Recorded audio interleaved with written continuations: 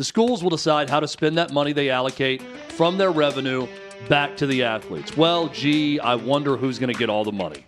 Yeah. Because it's going to cost a hell of a lot more to get the 5-star quarterback or the 4-star point guard. And that, Hutton, is the biggest threat to women's college sports that's going. Chad, if the biggest threat to girls' sports are boys playing in their sport, what is the biggest threat to women's sports in college? It's the House settlement. It's major colleges and athletic departments getting their way and allowing money to rule everything and every decision. So this is a situation that we're seeing now where right, with the ACC and Big 12. Somebody's got to do what's for good of the game, which, by the way, is the USGA slogan I noticed during the U.S. Open also, is for the good of the game. It says the U.S. Open. If you're going to get what's best to try to clean up and make college football and college basketball more efficient and have more guardrails up and more regulation, in doing that, which this House settlement does start to do with the $20.5 million allocated revenue that goes back to the athletes, the unintended consequences of all of it. Unintended consequences I've talked about for a couple of years now. That is coming with all of this. Unintended consequences that a group of 8 female athletes in college have decided to band together, and they're filing a complaint because it violates Title IX. Well, how does it violate Title IX? Well, that's a little bit more unclear, because what the Biden administration wanted to do on his way out was protect whatever money was coming to be equally distributed amongst men and women athletes. What President Donald Trump has done has said, nope, this is capitalism. It's a free market. Money's going to go back. The schools will decide. We're not going to tell them how to spend it. The schools will decide how to spend that money they allocate from their revenue back to the athletes. Well, gee, I wonder who's going to get all the money. Yeah. Because it's going to cost a hell of a lot more to get the 5-star quarterback or the 4-star point guard or the 5-star starting left-handed pitcher for your baseball team. And that money is going to heavily go me knocking men's sports. The reason it's going to go back to men's sports is because men's sports make most of the money. And unfortunately for women involved in this, and this is why this, I think, is a necessary step for self-preservation for a lot of women in sports, is to file this complaint. The next step that is inevitably going to happen is, if they're dictated to spend this money, they're then going to come back. By they, I mean the schools, and the athletic department's going to say, okay, well, then we can't afford to fund the women's field hockey team or the women's swimming team or the women's golf team. So what we're going to do is we're going to streamline things to have, instead of 23 sports on campus, we're going to have 6, or we're going to have 4, or we're going to have 8. And inevitably, that leads to less opportunities for young women trying to get a scholarship to play sports in college. And that's a shame. And that, Hutton, is the biggest threat to women's college sports that's going. We talk a lot at OutKick and a lot on this show about men invading women's sports and how that's a threat. It is a threat. No matter what anybody wants to tell you, it is a big-time existential crisis in the sport that needs to be stopped. But there's something more immediate right now that's happening, and that is this House settlement and what's to come, that I think, Hutton, is a big-time threat to women's sports staying on campus, the way we know them now. So I'm behind what you're saying. You're right. Isn't there always some loophole, though, that allows them to really fit in with what they're actually trying to do? The NCAA is a nonprofit, right? Mm-hmm. How? Yeah, well, they're about to be a nothing. But you understand what I'm saying? Yeah. They still have the college basketball tournament. And they need the women's college basketball tournament. That's been huge for them. You're right, certain sports. But, there's always, like, where I went to school, there was a rugby team, but it was a club. It was not a part of the athletic department. So it didn't count, and they didn't have to have a women's rugby team because they had the men's rugby team. Just say, you could have, there's ways with this NIL and with the donors and the boosters, you can fund a club and it doesn't count towards Title IX. Is that a way to do this? You see what I'm saying? Where you don't have equal teams for Title IX, equal opportunities, and then you have your clubs, and your athletic programs are your money-making programs. I don't know if that's that's very surface level for me. Yeah, theoretically, you could have opportunities for women to play sports. Is there a way around that? Club setting, but I don't know that there's a way around. You put the men's programs that you want to keep around as clubs, and you don't have to then duplicate. Yeah. Or you keep a women's program as a club, and you don't have to then match it. It felt like a loophole for me whenever I was, asked to come out and check out in broadcasting. Like, hey, come out and write about the rugby team for the school newspaper. There wasn't a women's team. We had a girls' soccer team, but not a men's soccer team. But it just counted towards, a different program for men that they didn't want to have for women at the time at where I went. So I don't know. It always felt like there was a way around it to have the equal amount of programs available. Well, so let's go back to what college sports was supposed to be. I know, man. Back years ago, what it was supposed to be, where it's an opportunity for someone to improve their circumstances by playing a sport and having their school paid for. And I'm not even talking about full scholarships. It could be a 25% scholarship, could be 75%, could be half of your school is paid for.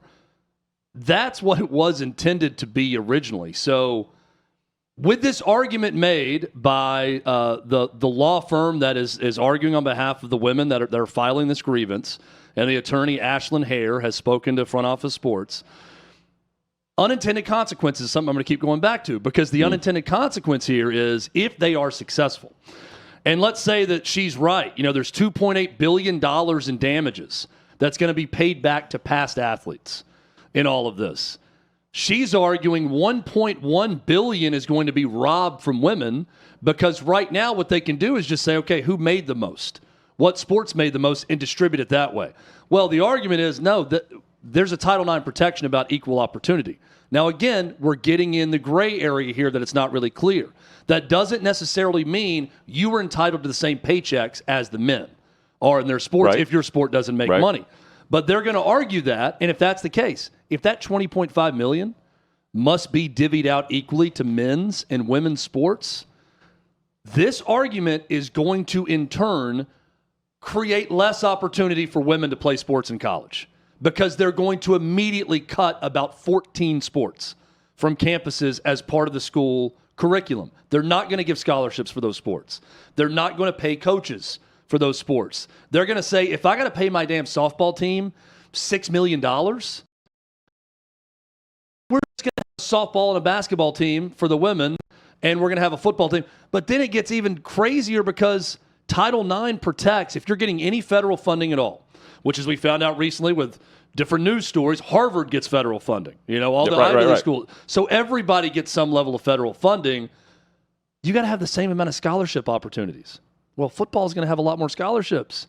So you got to keep other women's sports around. Now, they're going to get equal pay to the football team or the men's basketball team. It doesn't make any sense from a capitalistic standpoint. It doesn't right now. And if capitalism drives it, then we're going to miss out on opportunities for women to be in college. To have college paid for. I think we're already, no matter what we discuss right now, I think we're already headed down that path, because it doesn't make sense right now. Greg Sankey has said, this is just the foundation of where this is just the beginning of. But there's going to be challenges. There's challenges, and when he says that, that means they're discussing those challenges and how to how to get over those challenges, how to get over those hills, some mountains. What would be alleviated if college football just became its own deal, separated, and you had your own commissioner of college football, own set of rules, your own salary cap, your own CBA, and then you have your university-funded programs? See, then you go about doing it that way. I think, it would rewrite all of the economics of it. So what I mean by that is if that were to happen, this whole House settlement would not make any sense. Right. Because now $5 to sports that don't make money.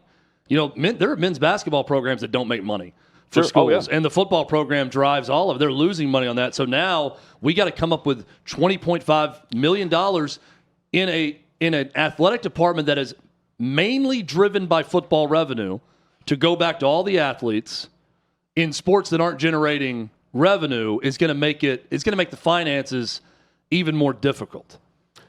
Could this lead to the first collective bargaining agreement, the first union? But by the way, women, by the way. Yeah, you're not totally you're not wrong, Hutton. And then I think what's really needed, if you want to be fair across the board, right, is you're going to need the NFL version of college football. Yep. That's going to run college football. You need the NBA version of college basketball that's going to run college basketball completely. And then the NCAA can handle the rest of the Title IX, but the problem, everything else that goes into it, right? That's the real I think issue. you could take the rest of sports and put them in one bunch, and then they are federally legislated by Title IX and all the other stipulations you have to meet. But there's the real financial discussion. The NCAA doesn't want to rule everything unless they want to keep control of college basketball, men's and women's college basketball for that tournament, right? Mm-hmm. So that would have to be legislated that way. They want that under their umbrella and their control. So really, it's football separates, and then what? Then how's the money? Because the money's coming in through the tournaments, and as we're seeing, you will know this, women's softball skyrocketing. Yeah. That's women's softball game 1, Texas Tech, an in-state game for the Women's College World Series, had as many American viewers as NHL Stanley Cup Final game 1 in America. They were both around 2.7 million people watched it. Now, let me throw out where the investment... Texas Tech's pitchers making over $1 million a year in NIL to come back. Partially funded by Patrick Mahomes, who outfits the entire Texas Tech women's softball team. Building a champion. And who was at the games in Oklahoma City. Let me throw out an investment I would make right now if I'm the NCAA. Flag football for women. Yeah, that's coming because it's all over high school now. It's all over high school, and it's if you're going to have to match scholarships, there you go on that. Plus, internationally, we're going to see that at the Olympics. The NFL is going to have its own professional flag football league that they're investing in. They've already done that through the ownership approval. They're building that. That's where we're going, and you just become the same funnel system that way. But sadly, with this settlement and with the finances involved, they're not going to be looking to add women's sports. They're going to be cutting them. Unless it's a moneymaker. Unless you can can you build that into women's softball, for instance? Yeah, I mean maybe, but even women's softball, while it's great at the end of the season, it's not like it's not a big TV revenue driver during the season. But they're not paying that. I mean, what they're getting back in the women's tournament with Caitlin Clark in it, and with the softball championship, they're getting a huge bang for their buck, and that's just good business by them. They didn't overpay, and they're getting a lot back in return. When that contract comes up, they're going to be spending a lot more money. So here's what Attorney Ashlyn Hare is arguing, and this is to Front Office Sports. She is saying that some of the readings of the settlement deprives female athletes of $1.1 billion. Paying out the money as proposed would be a massive error that would cause irreparable harm to women's sports. The settlement suggests schools would have paid male athletes over 90% of their revenue over the past 6 years. Again, that's just letting the money talk and following the money. They're doing that as though Title IX did not apply. If Nike wants to do that, that's their choice. If the school or a conference acting on the school's behalf tries to do that, they are in violation of the law. They can either pay the athletes proportionately or they can return all of their federal funds, but they can't do both. That is the crux of the argument from this complaint about the settlement. Now, Judge Claudia Wilkin, who ruled on this and gave the summary statement on it, said previously the objections related to Title IX do not move her. Her reasoning, the House settlement is an antitrust case, not a gender equity case that has to offer damages and other relief based on the money players could have earned if the rules were different, even if that but-for world wasn't equitable. Wilkin did say in her approval decision, which she wrote out, that athletes were free to sue on Title IX grounds in the future. And that's what's happening right now. To me, there's a lot to sift through here. And this kind of comes down to where people stand on the true meaning of Title IX. Title IX grants equal protection. It does a lot of things. It protects against sexual harassment, sexual assault. There's a lot of different things that Title IX, which now is 53 years old, a lot of different things that it does, and it's great for a lot of reasons, and it's given a lot of young women a lot of opportunities, which is fantastic in sports.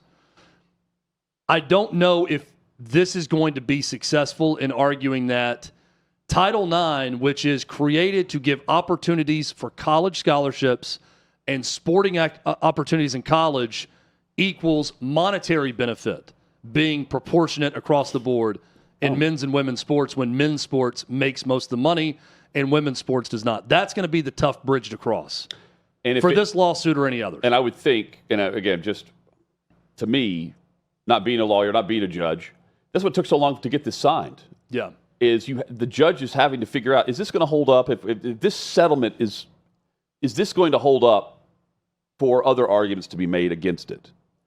And she took her time combing through this. We were waiting for the South settlement to be signed. We all expected it to be, but it wasn't like it was just a 24-hour period. So maybe there are loopholes around it. Instead of loopholes, maybe there's language that it holds up according to this judge. I'm skeptical, and I'm skeptical for many reasons. Just because if we're talking antitrust, I don't think it holds up, just based on this clearinghouse. But aside from that, I don't know if we ever really get into a world of, are we not going to see lawsuits anymore?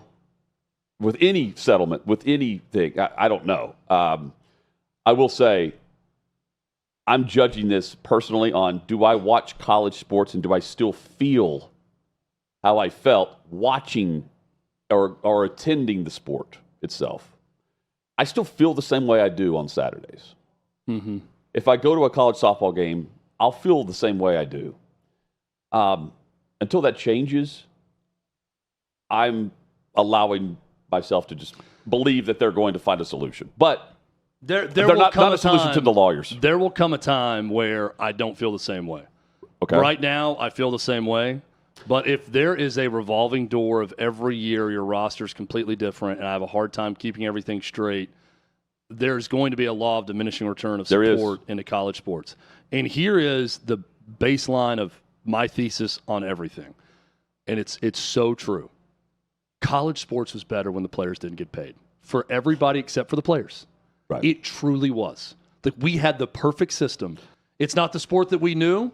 Players have, right now, too much power, quite frankly. And it's just not going to be the same ever again, and people need to buckle up for what's to come. And if you hate it that much, then go find a pro team to follow, because that's the sport for you. Go watch rugby.